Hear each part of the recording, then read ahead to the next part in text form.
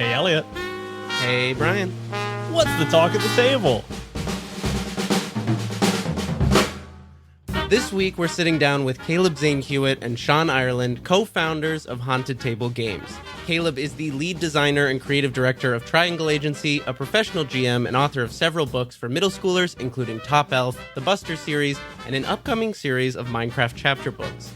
Sean is a designer on Triangle Agency and the creator of the live show, The Hero Is You, The Improvised Adventure. And together, they are the co-founders of Haunted Table Games. Caleb and Sean, welcome to the show. How are you guys doing? Hello. Thank you for having us on. Thank you for being here. So, Brian and I have been keeping an eye on you guys, I guess, from afar for a while, since Triangle Agency first came across our radar.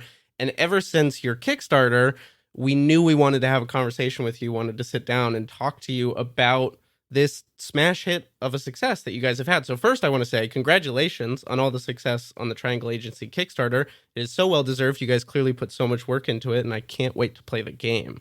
Thank you. So first that. Thank you so much. Yeah, thank you. I just want to say, I remember when I first saw this game, first off, when Triangle Agency started to hit Twitter and social media, it was so prevalent. I just assumed that it was a game I just missed, not a game upcoming. and then Elliot and I will chat back and forth whenever we see something cool. We'll be like, oh, did you see this? Oh, did you see this? And he sent me, oh, did you see this Triangle Agency thing? And we looked through the Kickstarter together and immediately sent back and forth the same text of this is the best Kickstarter campaign we've ever seen. That's so sweet of you to say. Thank you. Bar none. Absolutely. I mean, it's not sweet. It's just true. And we've backed a lot. I mean, we're both spendthrifts when it comes to TTRPGs. So absolutely with that, if you call that expertise. But before we get into the crowdfunding of it all, for anybody who's listening who might not know, can you tell us what Triangle Agency is? Yes. Triangle Agency is a tabletop role-playing game. Welcome to this particular show. About you playing as agents of a mysterious, powerful corporation that is dedicated to the capturing and study of anomalies that are similar to what you would see in something like the SCP Foundation, things that have broken into our reality based on an especially strong feeling, concept, idea, and need to be contained before they destroy various parts of the world or the world as a whole. We describe it as being paranormal investigation and corporate horror. And it's in an all-new game system that obviously, like all games, is inheriting and learning a lot from the games in the scene right now and that have come before, but that is not part of a very specific lineage. We have done a lot to make this game try to be very precise and tied to the story that we're trying to tell with it. So I know that there's a particular video game franchise that was an inspiration, but I'm more curious about the answer to this question. What inspired you to say, we need to make this a game? We need to make this game. Ooh. I would say, I don't know if for me there was ever any one point where it was like, oh, and the spark is lit. Because the genesis of this came from, my experience, Caleb and I, just shooting ideas back and forth, making one another laugh, impressing one another with new ideas.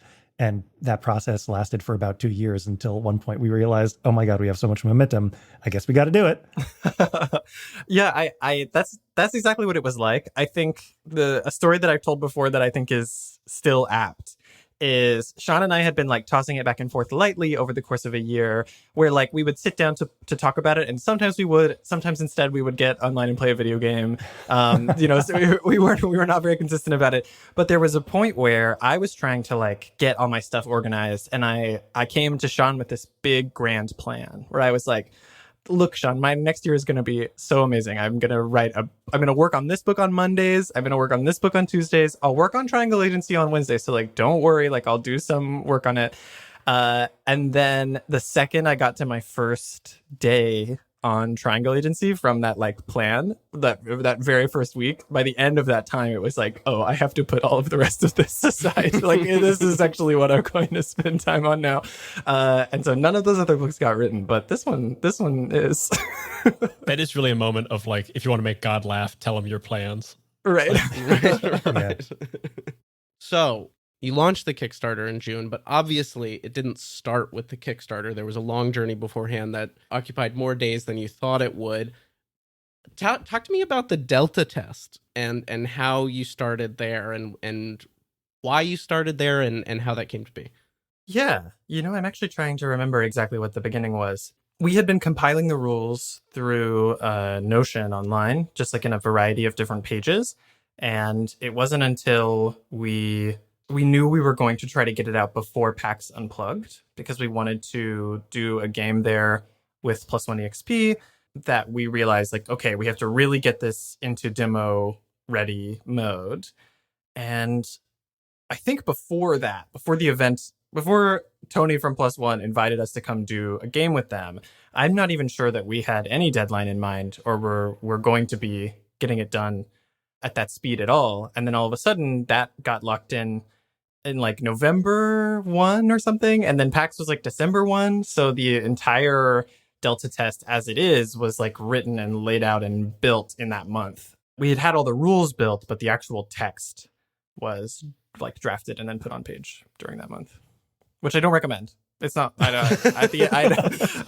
can't. I was going to say that sounds really like a relaxing pace. Yeah, really good. Yeah, super chill. Not stressful at all. It was the parts of it that were very cool were that pressure, and like the fact that we were trying to get it done within a particular amount of time meant that we weren't planning so far ahead that we were over outlining ourselves. Something that I like to talk about is that the second part of it, the GM's guide, introduces this whole new character. And that came from a like very natural process during the drafting, where we were talking about how we wanted to handle the GM side of the manual, had been writing the player side. And then I came to Sean one day saying, like, I'm trying to draft stuff for the GM's guide and it's not working. Like, it just doesn't work, because I cannot make our in-universe concept make any sense if you're trying to tell people to be good at playing the game. Mm-hmm. Right. So we through conversations about that, we're able to hit on like, okay, then we can give it a different voice. We can bring in this other character. And now it's a huge part of the game, an enormous part of the final game. And it came from a like storytelling necessity in that rush. And I'll say that's my favorite part of the reading through the Delta test materials, was when I got to that second voice. I was like, oh, this is interesting. Like, this has piqued my interest in a very unique way, in a very fun way. And like, I felt like by the time if you're thinking, coming at this from a GM's perspective, by the time you've read through the player side and then you get to that, you're sort of ready to be surprised in that way. And then it happens and it's like, oh, delightful. So yeah, that introduction of a second voice is one of the coolest aspects of those Delta test documents, having read through them. What all did you know you had to get ready for the Delta test, or what were the like minimum where you were like, we know we want to get this much out here? Because there's a lot in there, I will say. Like, it's a pretty beefy document. Do you feel like you prepared too much? Do you feel like you prepared the right amount? Like, what was your thought around that? No, I don't think we did too much. But what you see in the Delta test was, at that point, us really trying to just put the whole game out there. At that time, we had been working on it like totally solo. We had all of these like really, really big ideas. We really liked what we had built. That second voice, even though the actual characters showed up kind of by surprise, the concepts there and the way we wanted to approach GMing were there from the beginning. And the fact that it was so big was as a result of me like not being willing to put it down at certain points.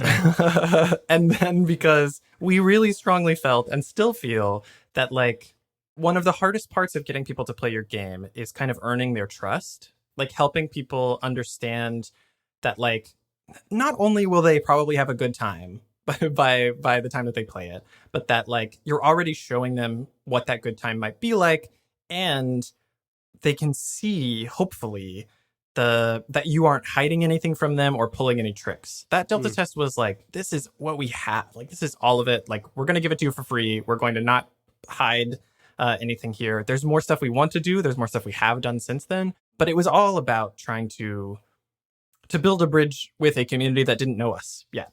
And so putting a lot of stuff in there was our best way to do that. I really like that you bring up that you have to like gain someone's trust to come in to play a game, because I feel like we've found a similar thing with like actual play podcasts, where like there's a million tabletop role playing games out there. There's a million actual play podcasts out there. You have to like so quickly establish like this is worth your time. This is worth doing. And the best way to do that is just put a lot of love and time and care into the thing so that from minute one, from page one, someone knows this was done with intention. This was done well. This was done with care. And this was done thinking, about the person who's going to be consuming this piece of media and not just throwing out there willy nilly. Yes. And I think what you're describing is a lot of the same stuff that goes into making good art anyway, like knowing who your audience is and like putting the time into it. Something that I'm very proud of and that I think we spend a lot of time talking about is trying to make sure that, trying to think of a good way to put this that doesn't sound too high concept, because I don't think it is. It's more like everybody has so many things they can do at any given time. And if they don't see very quickly that you believe that this is worth their time, like if they don't see that you thought you could put this much work in and would get something out of it back, if they don't see that expectation from you even, then I don't think they have any reason to meet it, because it's not there. So when we put stuff early on in the Delta test that is like asking people to put a lot of like, when we're asking people to suspend your disbelief, not just in the normal ways, but in really direct and active ways, part of that conversation is about asking people early on, like, you can invest in this, like, so please do. And we promise we'll pay you back for that investment. There's a assuredness in the voice that you've brought to the game in the Delta test that I think does that sort of thing where I was remarking to Brian after reading through the Delta test that everything's in fiction. I was like, they did all the rules, all the like caveats and everything. It's all in fiction. It's great. It's delightful. I was like, I love, from a designer perspective, I love when games do that, when they just like are like, they're like, we're pulling you into the fiction and we're gonna keep you here and you're gonna have a good time and you're gonna enjoy the ride. So I think that speaks to that idea of like suspend your disbelief. It's like from the first line you're reading, you're like, all right, I'm in this world and I'm gonna keep going within it. Yeah. I think something that has also helped us bridge that specific gap is, one, you mentioned, it feeling like it has the Delta test having an assured voice and you can, feel confidence coming out of the document. I'm very flattered to hear you say that, first of all. But second of all, it helps that the voice that is writing the document is a supremely confident being itself. It is your boss telling you how to do your new job. And so there's A, that confidence, and B, that is what I've found helps me write, and people have told me it helps them read, is that's a language that people already speak. Like everybody has had to be hired for a job for the most part. Everybody's had to read one of those agreements. In a way, we're meeting people halfway, even if in some instances, that's not always a happy memory. It's a language that people are familiar with. There's like an innate relatable comedy there. Yeah, and I want to say, like, at the risk of, I don't want to at all suggest that we think, putting something in universe or having that specific voice is how you make a text good. I think the key thing is just thinking about your actual game and your text and thinking about what voice is good for it. Because there are going to be tons of games that are just going to be better in your voice, coming from you, in a direct way. And this one has characters and has this level of distance, but part of that is because the game is kind of about that. The game is about that distance, so we needed that to hammer that stuff home. I do really love it though, because it is such a great on-ramp for both game masters and players. Like coming into any new game, no matter how many games you've played, can be tough, even if you really want to play it. But when you provide those kind of on-ramps from like just reading the rules and the manual, you kind of already have like the vibe established, and you can get rid of that vibe if you want. But also like those training wheels are there if you want them. And it's just such a great, I love when we've talked about this on other shows where we love games like 10 Candles, where absolutely everything in that book is about setting the vibe. Games like Wander Home, where everything in there is about making sure you're set up to like live in this world. And I think this game does a great job of that as well, of just really putting you at a great starting point and setting you up for success right out of the gate. That's so awesome to hear. I think if I was going to turn that at all into like a piece of advice or like a comment that could be useful, is that like a lot of games completely understandably because they know what their audience is, kind of come with an implicit like reading list. Like, this is a heist game, and in order to do that, we're going to give you all the tools to do that, but you still have to already know what that is. One of our goals with this text was like, even if you've never engaged with any of our major influences, by the end of it, you can at least imagine what the world is and how to put yourself in it without needing any other texts, even if I think some of them would be very useful. 100%. So the people that you're building this bridge to, you mentioned like you wanted to reach into this community that didn't know you. And I think like in addition to reaching into a community, you probably in the process also found yourself building a community around the game. And I'm curious about your thoughts around community as one of your leading up like steps towards the Kickstarter. I could talk about this for an entire other episode, but like we're accidentally coming up against probably my like biggest like dangerous most hot take about tabletop role playing games. So get like, buckle in, I guess. But I think, especially when you're talking about games at scale, if you're talking about a large game or talking about a game that wants a big audience, what people are really looking for a lot of the time, on top of a game that's very good and is going to be very fun and good at the table, what they're looking for is a vehicle for like maintaining and supporting friendships, like connections and friendships. So many of the games that are doing really well or have done really well come with them in the way that they communicate to you a promise of like, you can be confident this will continue to exist in 2 years. You can be confident that if you build a group of friends around this, it will stay there for you and support those friendships. And that like, it's games that give you enough to talk about and think about and rally around that, that part of tabletop role-playing games that we all kind of talk around, the most difficult part of like, can I get a group of people in one place and will they all be interested in this one thing? Like, mostly when you're reading a game, you're not just reading for yourself, you're reading for that group of people, you're reading for that challenge. And I think you always, if you want to be making a game that attracts a large audience, you have to be building for that and you have to be communicating for that. You have to be giving people tools to head toward community or to see that one where one could exist. And I don't think you always need that. I don't think every single game needs that. But I think if you're talking at scale, it has to be part of your plan all the way through. I had never really, what you're saying makes absolute sense. I 100% agree with it, but I never really thought about the necessity of like that portion of trust. Like there's the trust that someone needs to get into the game, but it's the same thing like when you watch a show on Netflix, you're like, you know what, maybe I'll wait to see if there is a season 2 before I start season 1, because I don't want to get invested and then have a cliffhanger and, Firefly all over again. I've been scarred too many times, Netflix. Well, because yeah, anything you become a fan of, you're committing brain power to, and you're hoping that learning the characters of Firefly and getting to know the types of ship in Star Wars are going to lead to, connections and friendships and communication you get to have. So I find that beautiful. I don't think that's at all like a cynical marketing thing. I think that's just like it's a really awesome part of what like being a fan of something is and what being invested in something is.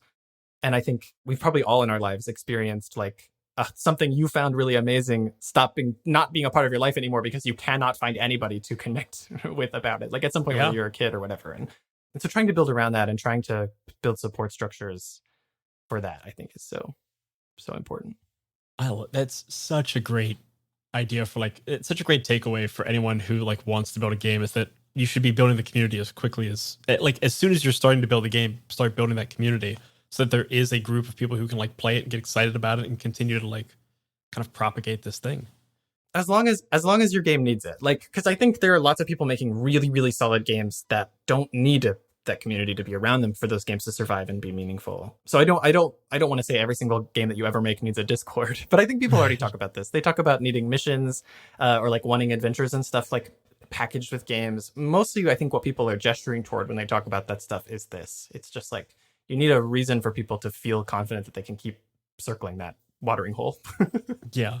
Was that always a goal for you guys in setting out to make this game? Did you know that you wanted to go for that scale of this is a game that I want to fulfill that promise of it'll still be here in a couple years, it'll still be providing that friendship and those connections and something you wanted to support long term, something you wanted to scale big? Was that always the goal, like when you set out to maybe not before the Delta test, but once you started going and we're thinking, okay, this is going to be a Kickstarter, was that a goal? I would say absolutely. I mean, in the title of my response here is that Triangle Agency is the game I've always wanted. You know, we've been building this thing because we wanted to see it exist. And so for that reason, yes, I want to believe that it's here for everybody for the long haul. But that's, you know, also because I've been dreaming and plotting and you know, loving it for years. I would say that the most concrete like decision point that's related to that idea of like caring for and curating a person's experience or a community's experience playing the game is something that we call out in the Kickstarter, that this game is designed for a set campaign. It's like short to medium arcs that, you know, we are transparent with you, the audience. Like, this can last for 30 years if you want it to, but we are building for you a satisfying narrative experience after, you know, 10 to 30 play sessions. Yeah, and I want to add to that a little bit, because Sean's exactly right. That's the thing, is like a blessing and curse of both of our approach to this project is that we wanted it to be big where we could. But I think that our expectation and like what we were building towards and how we were communicating about it, or how we were approaching community, was in reaction to what we saw. So like, this whole project started, I've said this a couple times, because I made a logo one day and put it online and was like, this is a neat idea for a game, huh? And like, I got enough response to that like logo and to the vibe that we were like, okay, let's put a little more time into this. And at every step, there was a version of that. There was like, okay, we're going to do everything we can to make this look cool and be cool to this point, and then we're going to see if people are giving us that back. And we were always ready to, if we needed to, like pivot or adjust or rescale, even down to this Kickstarter. Like, obviously it went way better than we planned and like way better than we ever expected. And we were trying to match that, but even up to that point, it was still a conversation. By the time the Kickstarter was launching, we were pretty sure we had a pretty solid audience. We had people who were playing the Delta test. We knew people were excited. We had people on that pre-launch page. But even then, it was still a conversation, a back and forth. And I think that it's as much as it would be fun to be able to say like, oh yeah, and we were 100% rewarded for committing 1,000% to making the biggest game ever. I think that like, like we're not going to do that even again. Like we're not going to go into the next one saying that either. And I don't think anybody should. And our approach to the game and our budget for this game and everything has scaled at every point to what we were seeing reflected back at us. I do want to start pivoting over towards the Kickstarter. This isn't a metric by which you should measure anything, but the Kickstarter raised $379,000, a huge amount of money for this game. You guys, additional tiers and stuff left and right, because it was so well done.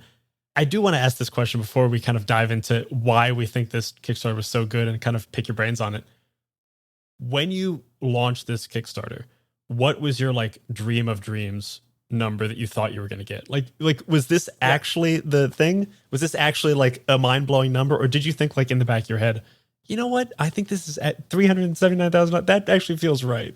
I can give you exact numbers even, and I don't think it's embarrassing to say. Yeah, I think that what we thought we could confidently reach if we worked very hard was around 60,000. Based on looking at other things that had been coming out at the time, and looking at our goals of how many we wanted to print, that was also our goal. Was we were like, getting to 60,000 would be not just that we can make it, which we could have done at 10 and which we were ready to do, but that we can make it, we can do everything we want, and we can have some copies to like make it a little bit of a store and like move forward with the game. 60,000 was like a big solid mark for us. The dream number was like 150. And anytime we looked at other games who had done really well or games that we really liked, it was always this thing of like, well, of course we're not going to be a Wonder Home, so we need to think about what is like our in between that we can be happy with, right? And the big one where we were like, wow, this will mean like our next year is completely changed for sure, and maybe beyond that, was like 150. And obviously we blew past that in a big way, but 60 was the one I thought we were going to be fighting for, and like really trying to really reach. Like, there's a whole conversation to be had about Kickstarter and Kickstarter goals and then expectations, but 60 was the point where we were like, all right, that's a business. We're designers. Let's really do it. But again, that's because the scale of the game. I don't think everybody needs to hit that. I don't think 60,000 means you're a designer. I just want to get ahead of that, because I feel very strongly that if we had made 10,000, we still would have made the game and we still would have loved it, and we would still have a team of people we really liked. Well, I think it's money is a convenient metric because it's a number, it's a scoreboard you can kind of use for whatever. But knowing that what your actual goal was, what the dream was, and what you got, I think is a like that relative metric is helpful. Because if someone out there, if their dream goal is like $250 to make a game, then like using some of the things that you guys did so well in this Kickstarter, I think could help them maybe get to those like higher tiers of their scale of this type of thing. Midnight Muscadines is a cozy, dark tabletop role-playing game where light and shadow intertwine in a fractured world. Players take on the roles of marmoteers, brave adventurers who journey into the untamed wildernite to collect the elusive Midnight Muscadines, craft magical jams, and protect the fragile light of Nim. Through collaborative storytelling and resourceful gameplay, players weave tales of courage, community, and the pursuit of balance. Will you preserve the light, uncover the truths hidden in the shadows, or reshape the balance of the world forever? Midnight Muscadines is perfect for fans of Studio Ghibli and Sea of Stars who seek to capture the magic of exploration and the heartfelt adventure in a world where small heroes make a big impact. Play Midnight Muscadines as a traditional GM'd game, GMless, or even solo. Midnight Muscadines is crowdfunding now on BackerKit. Join the campaign at pandeongames.com/muscadines. I'm Quinns of tabletop role-playing game review show Quinn's Quest, and this is Play to Find Out. Play to Find Out is an actual play podcast that brings notorious old games from the 80s and 90s back to the table. Each season of Play to Find Out, I'm joined by Emily Johnson and Rob Morgan. Good? Nervous? Yeah. You both looked at each other really concerned, like you think what's about to happen is going to be unpleasant. And frankly, I think that's rude. And together, we explore the TTRPGs of ages gone by. Our goal? To separate the TTRPGs that deserve to be remembered from those that maybe don't. I don't know, Emily. It was the 80s. A lot of people were on cocaine. We blow the dust from decrepit systems to learn how they work. Your 100 on the encounter table bursts out. Right, you've encountered a bug. Get ready. Don't laugh. How does one get ready for a fog? Don't laugh. Encounter their unique quirks. I do finger guns to cover up how I wince. A weird thing happens as you do finger guns. Oh no. And I'm hoping that the Quinn's Quest community will join us in exploring these games too. If you this up, cannot describe to you how much your adventure ends here. Yeah, that's fair. Because the best way to learn is to play to find out. Play to Find Out is available now on the Quinn's Quest Patreon, but the first episode of each series streams for free on the Quinn's Quest YouTube channel and wherever you get your podcasts. Anyway, you failed the Tech roll, and you made jokes while I was doing my exposition, so you don't get to hear any more. Oh, no. Come on. I was shook as...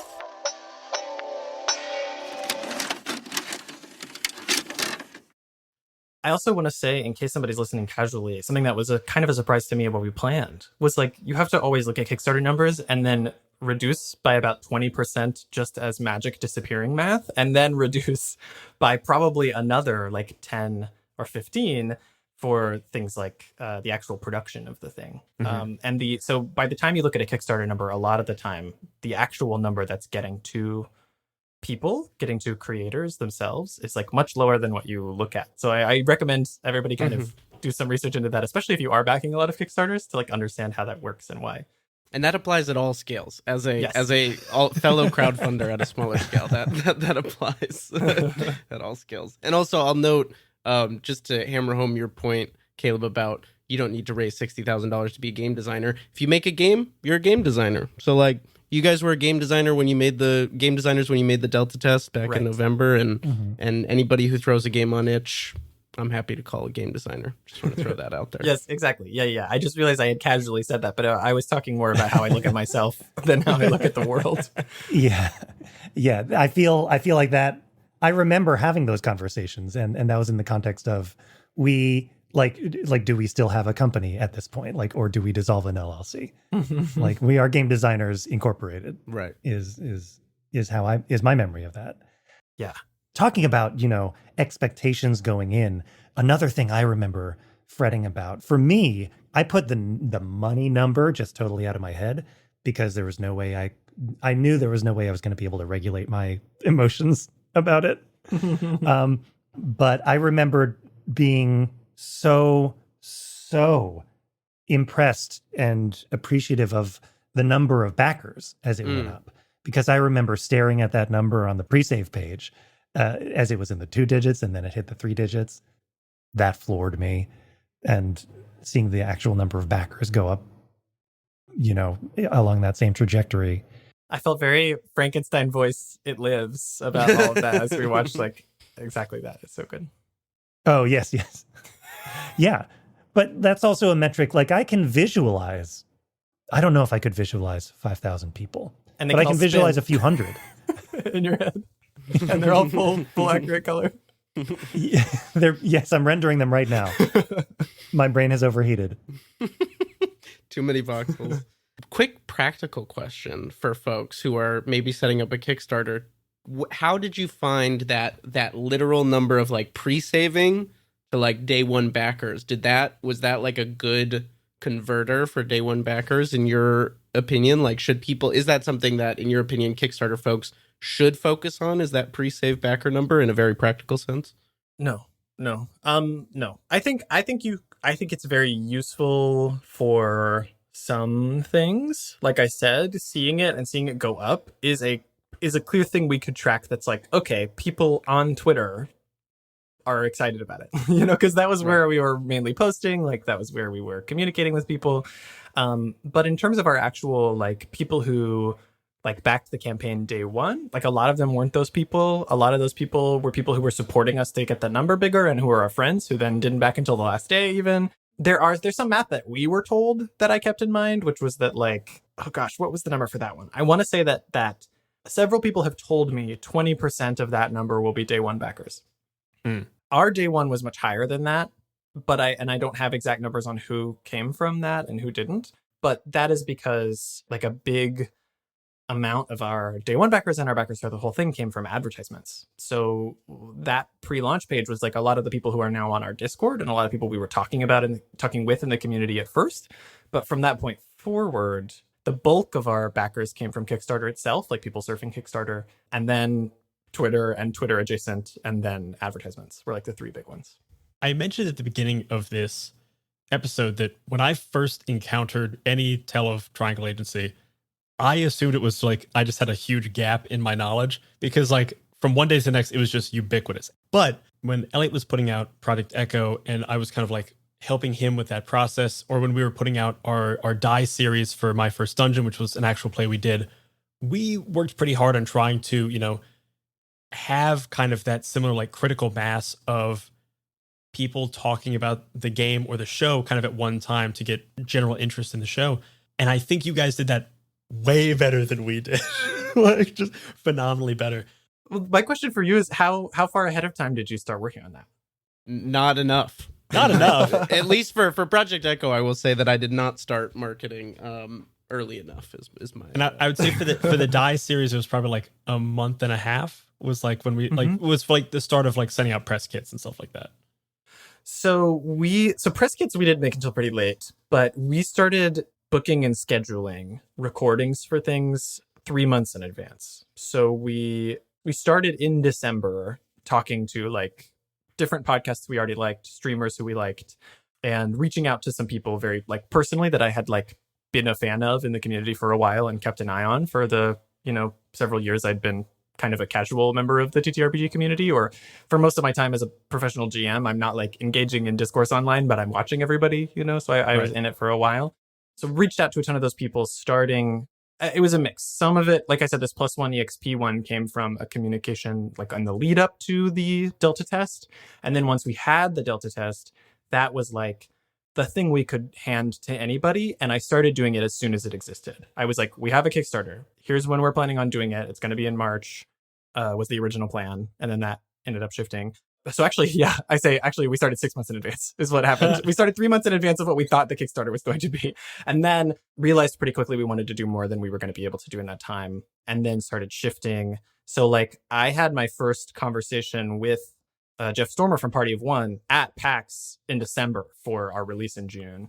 And I recommend, especially for podcasts, like y'all know, like you have to edit it. You have to have a lot of lead time. You often are booking out guests a long way in advance. If you're trying to get people to cover your game at exactly a specific time, the best thing you can do for them is talk to them way ahead of time, so that they can easily lock that in.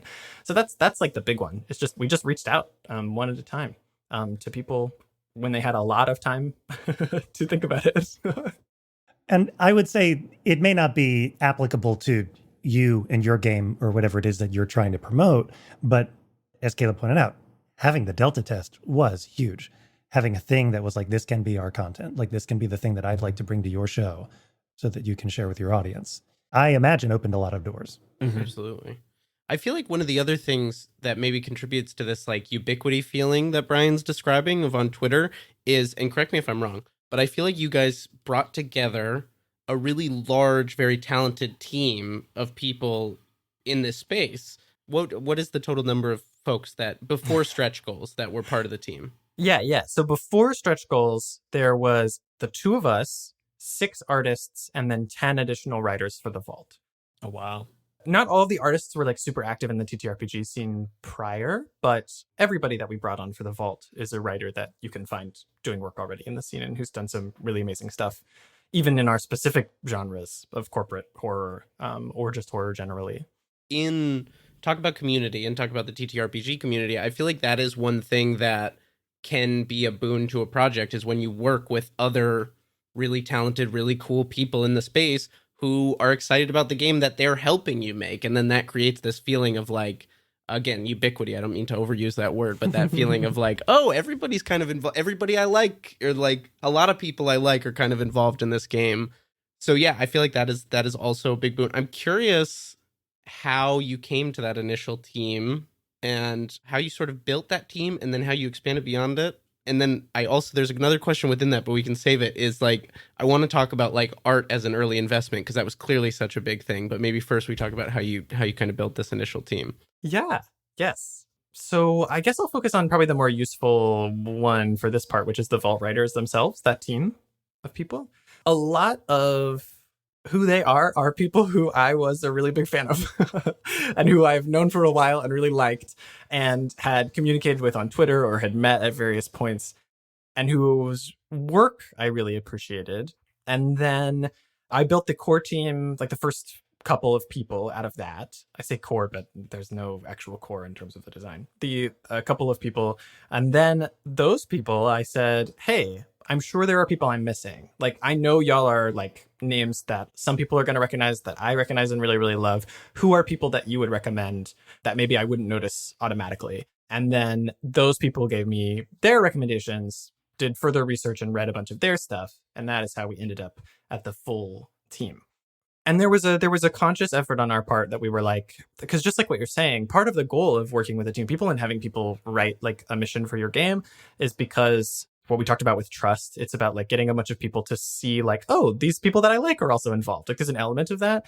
But then we wanted to make sure like we were picking people who are at various stages of their careers, who have different levels of audience, who we think will be amazing at making these things, but that like we also felt pretty early that part of our responsibility was not like, this whole team can't just be like, now we're trying to earn marketing. You know, it's got to be like, who do we like? Who do we think is going to do it? And who can we bring on who is at a level with us where working on this will help them too, everybody.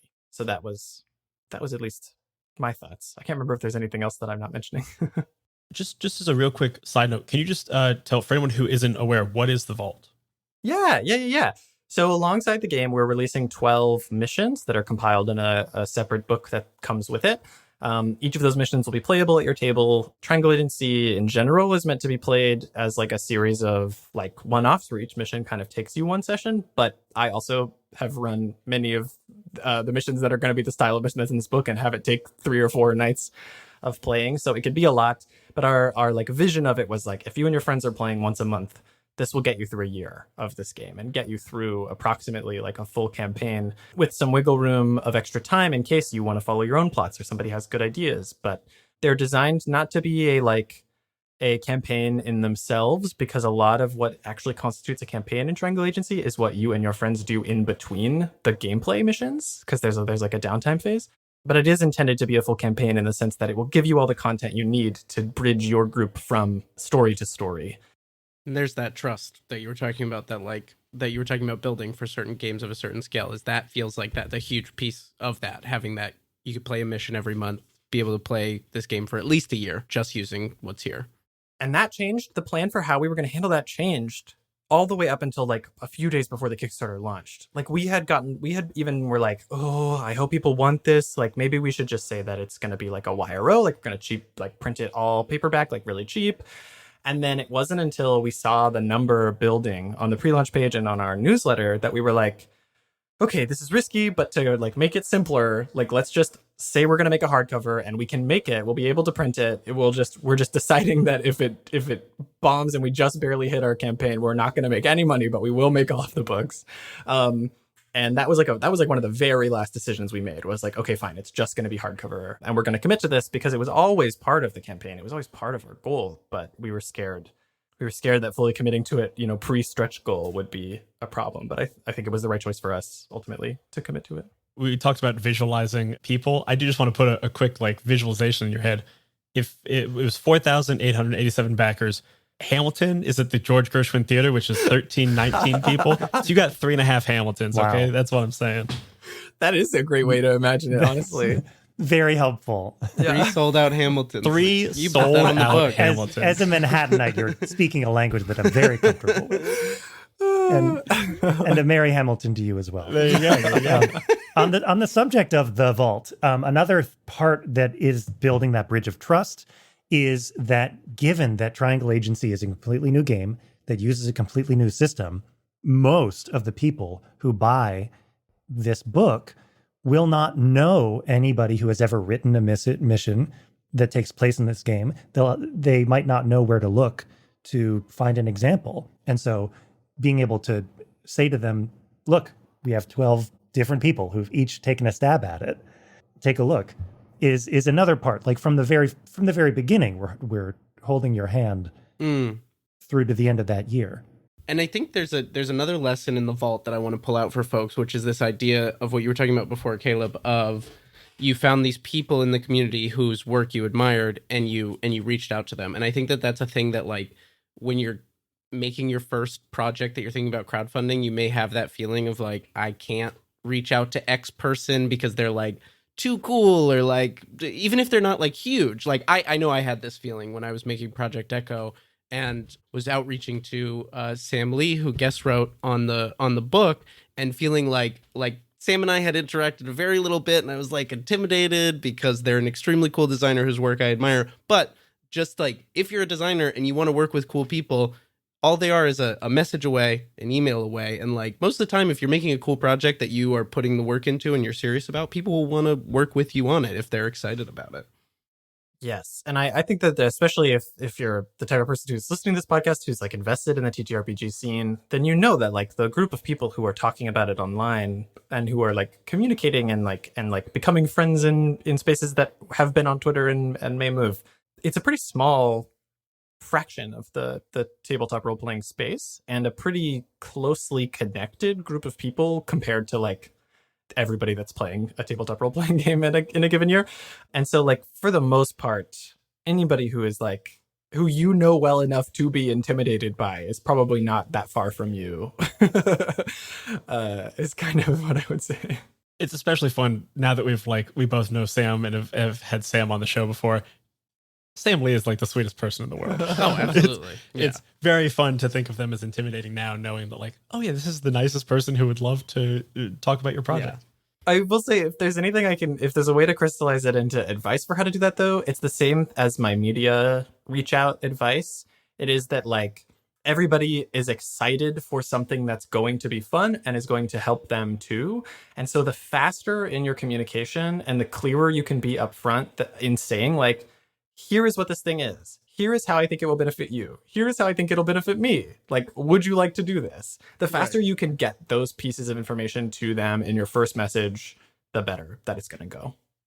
And I think you guys also had the kind of down payment of trust by saying, here's the delta test. Like, this is already a thing. It's going to be bigger, but look at what it already is. And that's like immediately showing people, I've already invested time and energy, and this is the intentionality I'm bringing to it. I'm serious about doing this. We're serious about doing this. And seeing that immediately puts, I mean, the second you open the delta test, you're like, oh yeah, these people are going to be great. This game looks cool. You don't even have to read anything. You just flip through it and you're like, yeah, I know this will be worth my time. Doing whatever you can in whatever, medium you're working in when you're reaching out to people, of letting people know right off the bat, here's what the commitment is. Here's how it can help us. And also, I'm serious. It's going to be worth your time. I promise. Check this out. Check out this cool thing. I will also say that you, like, if you're sitting here listening and sweating bullets because you don't have your own Delta test, like we were adding people to our team before the Delta test was ever released, Yeah.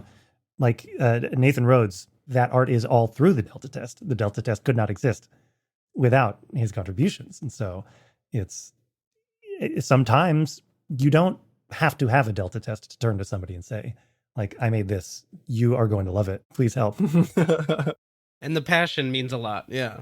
Well, the most important thing, I mean, yes, I think people can read passion. I think people can read if you're honest. But the most important thing is the specificity. Like, don't reach out to somebody who makes a podcast if you haven't listened to their podcast. Like, don't reach out to an artist to make stuff for you if you wouldn't be happy with, like, approximately anything that you've already seen them make. Like, you have to do the work ahead of time. If it's your project and if you're asking people to come with you on faith, you have to do the work ahead of time to make sure that that bridge is built, like every single brick on the way to them that it can be, before they are put in charge of any of the bricks at all. Because you want them to feel like, oh, this is so easy. With the case of Nathan, like, part of what I did was like reach out and say, hey, I'm working on this project.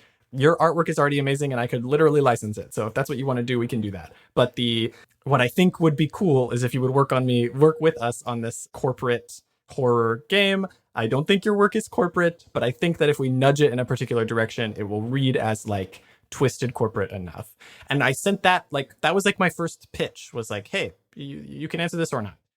And they got back to us like very quickly, and we talked through it, and it ended up amazing. But I think a huge part of it was being able to be very specific, tell people what you like about them, tell them how it will help them, and give them a budget off the bat is always good too. Yeah, budget certainly helps. Yeah. Speaking of Nathan Rhodes, I want to circle back to that question I sort of previewed earlier. Art was a clear investment of this game, like in a big way. And I'm curious, like, how much art was invested in before launch, and like how much was like planned for depending on how the Kickstarter goes, and like why, from your perspective, is art such an important investment, and the variety of artists you hired such an important investment? Yeah. I have a lot of answers to that. But I think I fear that I would go on very long. Do you have anything you want to say before I do that, Sean? Get out in front of it real quick. Yeah, let me just alt-tab to our budget spreadsheet. You don't need to, if you don't want to get into specific numbers. I'm more curious, like, how much art did you feel like you needed to get going?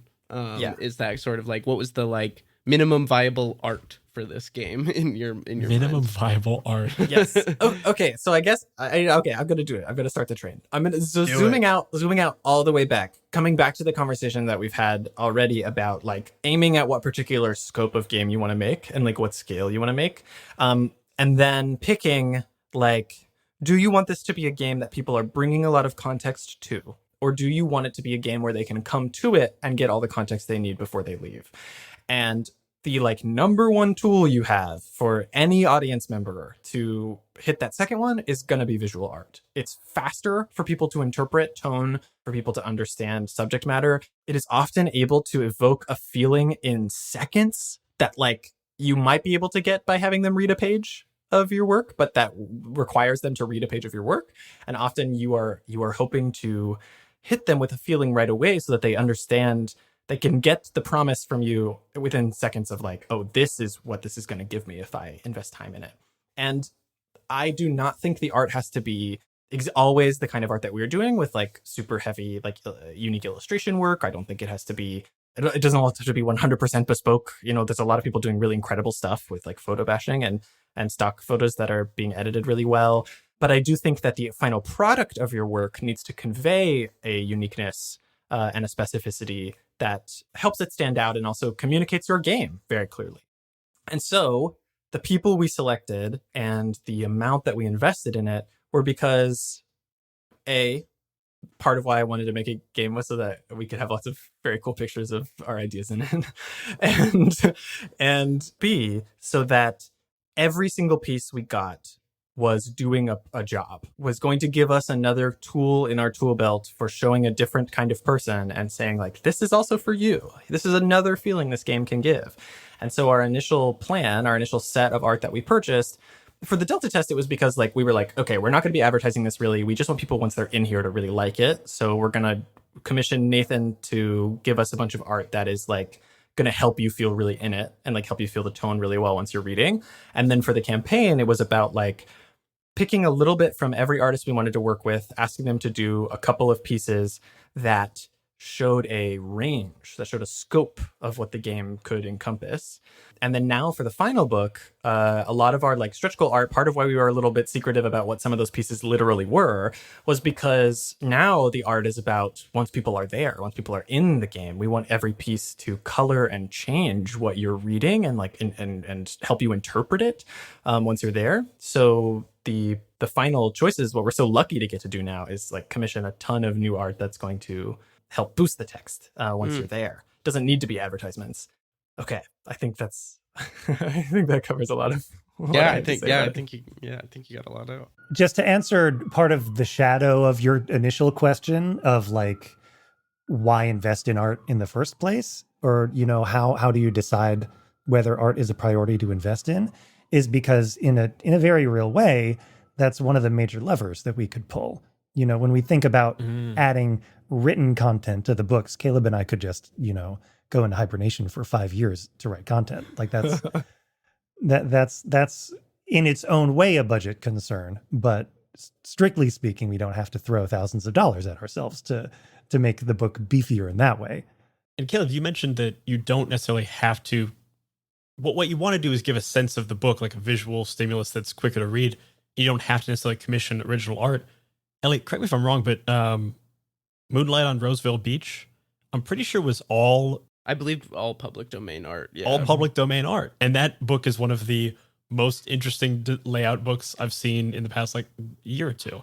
So there are ways to do it. And all it is about like conveying that tone. Yes. Yeah. And like, I think there are ways that people who are really, really good at layout and people who are really, really good at marketing could do it without some of the images that we commissioned. But because I really wanted them to be there, in part because I want to see some cool stuff, and then because like we are not marketing specialists, we're learning as we go. And like I was trying to, in the times that I was at all in control of it, or like when Sean and I would have conversations about who to bring on and what exact pieces we needed, so much of it was about being really honest and digging into like, what have I responded to? Like, what have I personally literally bought and why? And when I look at that, when I look at my own history, like art is a huge, huge part of it. As much as I love design and I care a lot about game design, if we're talking about what's on my shelf and like what I have kickstarted, art is a huge part of that. And as soon as I was honest about that, it was like, okay, then we really do need to like put money into this because I have a really, really strong piece of personal, I consider myself the biggest fan of this. And if I want to get more like people like me in here, then I need to pay attention to what I react to. I always put it as like, I may have a list of favorite movies, but what are the movies I've actually watched over and over again? Those are clearly the ones that I actually care about. Yeah. Yes, exactly. And I think we as a small like indie and like hobby professional line industry have like a kind of complicated relationship to art as far as I can tell, because a lot of people who are designers are not necessarily incredible visual artists, and it can feel like this big challenge that's just like, who can I trust to work with me on this? And especially if you don't have like money ready to go, it can be very difficult to like figure out how to make those connections or figure out how to make your work seen. And I don't really have a big solution to that, but I do think like at least coming at your work with an understanding of like what what could boost it, what could make it better, and how much money you would need and where you would go to who, like, is a good thing to have as part of your plan in the event that a lot of people respond really well to your design.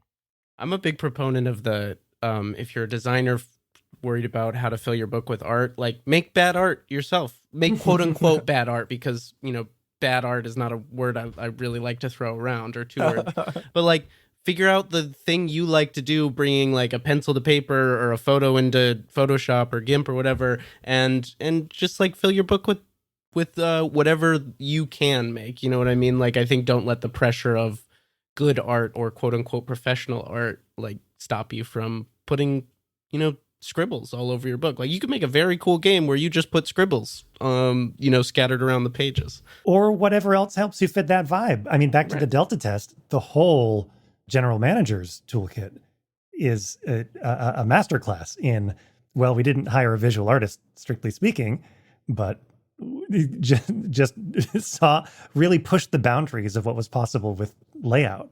Yeah. Yeah. And I say we, and I would be remiss not to name check Michael. Yes. Yeah. So I was going to say, when you talked about a visual artist, like part of why the layout in the Delta test is so striking and so specific is because my husband, Michael Schillingberg, is an amazing like designer who does like incredible work in apps and games, and is like a very real big time actual designer who I'm married to. And it was such a fun process for me, because what layout really ultimately is, I think, for a tabletop role-playing game, it's like the combination of like UI and storytelling. And so getting to like sit down next to my husband and have him help me make cool UI elements that then I can tell a story with was like an incredible process that like Michael, I'm so glad that you brought this up, because I think it's appropriate to our Kickstarter page too. Michael is the thing that I have like the hardest time giving advice about to other people, because I'm like, I don't know. Like, I got so lucky to have a designer living in my house. And like, if we had reached out to Michael Schillingberg as like a person like out in the world on his own that we didn't know, it would have like doubled our budget in a way, probably. So it's like, it's hard to, yeah. Would have more than doubled our budget. Yeah. He's amazing. So yes, I think leaning into your skills, because again, like Michael was there to help make cool triangles, give me some like templates for things I could play with. But then at the end of the day, it was me, having never made layouts before, spending hours and hours and hours, like turning those elements into the game. Right. And so figuring out what you're good at, focusing on that, and continually rescaling and reapproaching based on the feedback you're getting and how you're feeling about it. How you're feeling about it in the broad sense, not how you're feeling about it in that second, because you're going to feel bad a lot of the time while you're making something. And you might know, you know, you might have your own version of Michael in your life, a friend or a partner who has a talent or skill that can help you in some way. So like, that's also a thing to think about when you're working indie, and, you know, who are the friends who would be really cool to have involved, who have a really cool particular skill. To your point of, if you're at a loss for how to fill your book, just make some scribbles or make some doodles or make what you would like to see in whatever way you can. And I just also wanted to point out that could be layout, that could be words. You know, you could try some poetry, you could try, you know, a little vignette in a different style. Whatever it is in your toolkit that you think helps the vibe also could contribute to making your thing cool and unique and pull people in. Absolutely. There's a but designer. Also the power of friendship. Yes. And the power of friendship. It's always the power of friendship. And the power of marrying Michael. Right. I recommend that if you can make it happen. That's the key takeaway for this episode, is marry Michael. Yeah. Yes. So you've done what maybe some people would call the easy part of crowdfunding, though I would not agree as a fellow crowdfunder with that designation. But now you have to deliver the game. How are you approaching this big process of fulfillment, and what does this success allow you to do in that fulfillment that you didn't think you were going to be able to do before? Namely, the thing I'm kind of hinting at is now Haunted Table a certified, formed game company that's going to be sticking around and making other stuff? Yes. Yeah, the answer to that question is yes. And we had made our actual like literal company a few days before the Delta test came out, because we knew it was going to come out and money was going to start collecting. And so we were like, okay, well, since the two of us have been working on this, and we also are trying to do revenue sharing with everybody, and we're trying to like build from the ground up something that is like at least prepared for success, even if we don't know if it's going to happen. That had already happened, but preparation for fulfillment we did, leading up to the campaign and building the campaign, talked to just like so many people, like asked so many people about how their campaigns had gone, how fulfillment had gone, talked to people who handled fulfillment and like saw if we wanted to work with them. I have to specifically shout out because of how much help that they were as Logan Dean, who has done a lot of cool smaller RPGs, including The Company, gave some incredible advice to me over this process and pointed me in the direction of people who could give great advice. And so what we did for like everything from December to the campaign launching, like even up to a week before, was ask people about every step of the process, make a list about all the stuff we have to do and figure out how we wanted to handle certain things and believe them. Like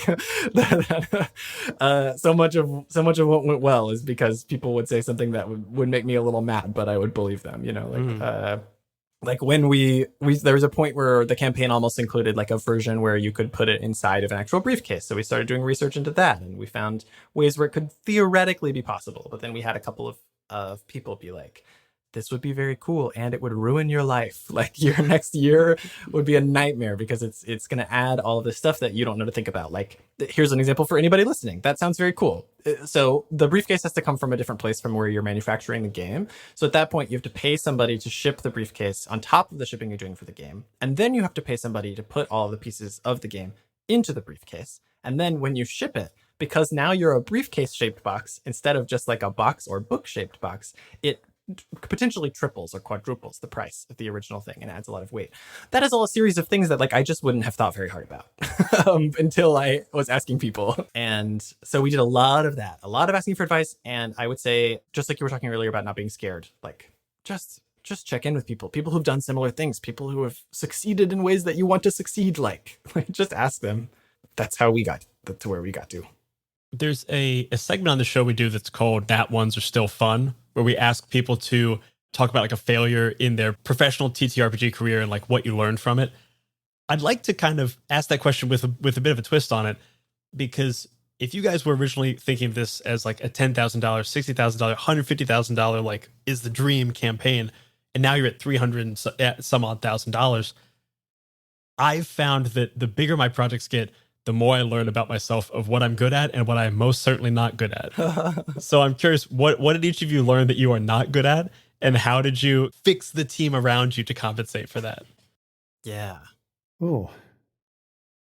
So a big one for me that is like a tough one to get rid of, because it was so nice to get a lot of compliments about it in the Delta test, was the layout. Was like, I spent a lot of time on it to make it what I wanted it to be, but it took forever. It was like many, many more hours were spent making it look good than were spent writing the literal text. Not designing the game, but actually drafting the text was much shorter and more fun than sitting and fiddling things around. It was a different kind of work and it was a fun kind of work, and I really appreciated having that level of control. But the more we looked at the like scale of this, like whenever we started making some money, and I was like, you know what? The thing that will most likely ruin our schedule, the thing that will probably get in our way the most is me. Because if we're also making all this other stuff and then I have to do this layout, and I've already seen that the Delta test like took me from the time I woke up to the time I went to bed for like 2 or 3 weeks in a row, I cannot do that again. So now we have Ben Mansky, who's an amazing layout artist and designer, doing the pages for us, and we're still going to be involved to make it tell the same story, but I'm very, very confident Ben understands what we're doing, and throughout this process Ben has been a friend who I've talked to about a lot of what we're doing and how we're doing it. So it was a very easy thing. As soon as we had the money for it, it was like, please help me. Yeah, I would say in general, the incredible success of our Kickstarter campaign has helped us, as Caleb just described, we have each had enough self-awareness to know how our money would best be spent in order to become a force multiplier. And Ben Mansky, and a perfect example of that. Also bringing on Will Jobst to edit the Vault mission collection. A huge... Caleb just did a Titanic. We love Will here. We love Will here. Well, Will's great, and also like that was one of those things where it was like, I guess we'll find out if we can edit a team of 12 people. Like, I guess we'll just learn if we can, And so so hitting that point of being able to go like, okay, we can bring on someone who has done this many times. Right. Yeah. These things that not only we believe that we know are going to like bring a world-class talent to the product itself, but also we'll take that off of our plates so that we can focus on the things that we've already demonstrated that we know, the things that only we can do for this game to help us hit our creative goals and our commitments to all these people who've put their faith in us. All 3 Hamiltons. All three Hamiltons. 3.5 Hamiltons. For a now. month of Hamiltons. I've got a follow-up question to that of going from the Delta test, which was, correct me if I'm wrong, Delta test was a significantly smaller team, right? Yes, that was me and Sean, and then Michael's assistants, and then Nathan Rhodes' art. That was the whole squad. I don't want to forget somebody, but I think that's right. Well, Ryan Kingdom was still involved. Ryan came on as soon as the Delta test was done. Yeah, right after that, Ryan came on and started doing additional art. So going from Delta test to the full game, you're no longer directly involved with everything to the degree you were in the Delta test. Like, you are delegating and you are like sharing vision and you are, conducting the orchestra rather than playing every instrument. We now have over 30 people involved. With that much of a multiplier, like, how have you found the difference between being, super, like having your hands in every single piece of paper to conducting the orchestra, as it were? We're just now starting to see the start of that. So it's hard to give a full answer because up until the campaign launched, that, with the exception of having some artists doing additional artwork for it, all of the rest of the work for the campaign itself was still that same team of people. It was like me and Sean and Michael. So the actual process of creating the book now, we are seeing the beginning of that. We are seeing that. And I will say that most of the way I feel about it is fear in preparation of that, of like being willing to set things aside and being willing to trust the people are very good because you invited them to do this because they're very good. But I think we'll have a better answer for that probably in 6 months. We'll have you back then. Perfect. And I'm curious, with the success, what are your hopes now for the future of Haunted Table and like what's next? I mean, I know you've got a lot of work ahead of you on fulfillment, but what are your hopes beyond that? I really like that as you guys consider that question, both of you kind of did a little like preparatory dance for it. It's my thinking dance. We've already, as part of our Kickstarter campaign, we announced a direct follow-up to this project. And so that is a very prominent flag that we're planting about our goals and about our future. I think for me, the goal is to continue to make games that people love, games that we want to see, as long as we can retain our sanity. Yeah, I 100% agree with that. I think we have had a lot of conversations in this last month and in this last week, even trying to answer that exact question. But I think the big one that we've come to repeatedly is like, we're trying to move forward, embracing like what we are, like this success. But part of our structure is to try to funnel as much of that success directly to this team as possible. So like, we have not built the company to grow hugely or exponentially. We have built it to attempt to reward people for spending time on a project and then keep people excited and making more than they even expect to make. That's our goal with anything we make. And we hope to approach our next project with the exact same lowered expectations and like specific goals as we approach Triangle Agency. Like, we want our next thing to be something that is telling a specific story, is aiming at people who are going to like it, and is set up to succeed if it can, but that we are still trying to aim for that bar of like, we just want to make one. We want to make one. We want to not get hurt. So we're going to try to stick to that as much as we can. Our goal is not to expand out hugely or to become like a giant level publisher. Not at all the goal. And I think if it were the goal, it would be kind of embarrassing because our whole project is about trying to talk about why that corporate structure is a bad idea. Yeah. So our final question, another little segmented question, is what are you bringing to the table? So I would ask for each of you to share a person, a game, a show, a resource, anything in the TTRPG space that you would recommend to our listeners right now. listen, I'm sitting here in my truth, and the message that I want to signal blast is that we're in a historic moment for the labor movement. And hell yeah. the WGA, You can absolutely bring that SAG, to the table. and those are people who, if you have the ability to help, have been looking for help by ways of signal boosting, like right now I'm doing. But also there are funds that you can donate to for people who are in those industries who have been impacted by the suspension of work. And in a very real way, their struggle impacts us all. And I encourage you to learn more about it if you have only heard some headlines. And if you're looking for a very easy place to learn more about it, Carlos Cisco on Twitter is a WGA strike captain who also happens to be one of our vault writers. So I recommend you go check out his Twitter feed and learn more about what's happening right now. He has a running account that you can donate to that all just loops right back into like supplies on the ground. A perfect shout out in Yeah. the realm of corporate horror, I think. Yeah, absolutely. We have actually, it's so funny that you say that too, because we've had to, there's in our Discord, because we have areas that are like open for role playing, like where people kind of role play, like being in the agency itself. The stuff from the book has become kind of like inside jokes. And one of those repeated jokes that caught on, and I every day I'm like, why is this the one? But it's funny, is that people will like chastise each other for union activity. And we've had to say more than once, like, just so everybody is 100% clear, like Haunted Table is extremely pro-union, as high as I possibly can be on unions. But yes, part of the game is all about our perspective on like labor and corporations and stuff like that. And we tried to be very honest with it in every step. But for me, my recommendation, I have a silly one. My silly one is just my Ride or Die, the tool that has saved me for years. That is just a funny thing that everybody might know about already. It's the Roll Dice with Friends website. I don't know if you've been to Roll Dice with Friends. No. Simplest website ever. It is just, you type in a little chat room name. Everybody can go to the same chat room. And then you can just click on what dice you want to roll and it randomly generates the numbers for you. I just want to throw that out there. I don't know anything about them or what they have done, but they have saved my life for the past 5 years. Or what they have done. I know nothing Who knows of what they're they've involved wrought in. as a result. But there's no ads, like there's nothing. It's just like a great tool that, as someone who most of my professional GMing has been with kids and none of them ever have any of their stuff with them, being able to be like, here's a website, it'll just do it. So highly recommended. Oh yeah. It turns out Roll Dice with Friends is a signatory member of the AMPTP. No. They're all bummed.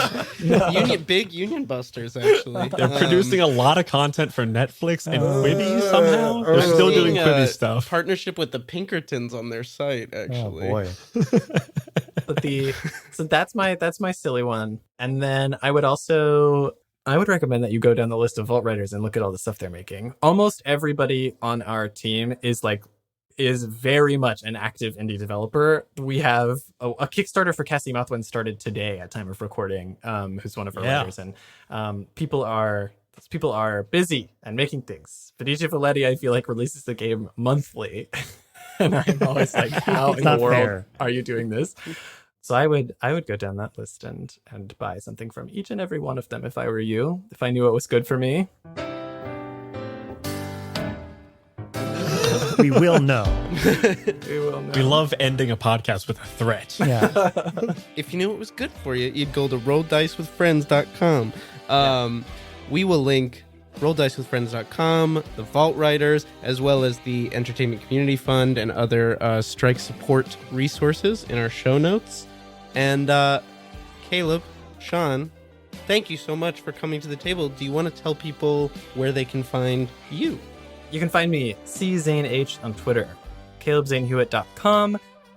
But lately I'm actually posting more often on Co-Host. It is, in my opinion, the more fun one, but it is not a very professional feed. So if you're on Co-Host and you want to see me talk about what I'm writing in the most casual of terms and posting silly things, that's where to go. If you want to see active updates, Twitter is still probably the best place to see that.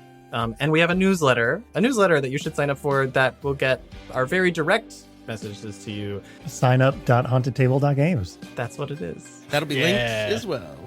Boom, baby. You can find me, Sean Ireland, on Twitter at Sean Iceland. Hilarious. Ireland was taken. It's crazy because Iceland is the green one. It's so weird. Crazy. Yeah, and I'm the red one. Yeah. Yes, and we are also as Haunted Table on Twitter at Haunted Table. You can join our Discord, discord.hauntedtable.games. You might notice a theme. I'm going to name check a few more. Our Kickstarter page. You can check out all the cool, fun art and work and words. Our pre-order page is up and live. If you missed the action and still want to get in on Triangle Agency, it's a cool vibe and a chill hang. Cool vibe and a chill hang. Yeah. And if you want more gaming content, you can check out the 20-sided newsletter, the Many-Sided Media Discord. Both of those are linked in the show notes as well. Rate, review, and follow Talk to the Table wherever you get your podcasts. And that's what the table is talking about. Bye, guys. Bye, everybody. Thank you so much.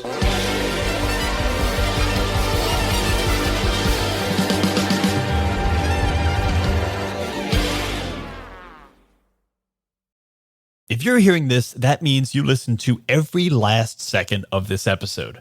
If you're not caught up yet, that's great because then there's plenty more to listen to. But if you are caught up and you simply can't wait for the next episode, then you should head on over to patreon.com/myfirstdungeonpod and become a member of the Dice Pool. For just a few bucks a month, you'll get cast talkbacks, original games, and a full-length bonus actual play each and every month. As of the end of 2023, there is already over 20 hours of bonus audio, plus a whole bunch of other goodies to enjoy. So head on over to patreon.com/myfirstdungeonpod and jump into the Dice Pool. We'll see you there.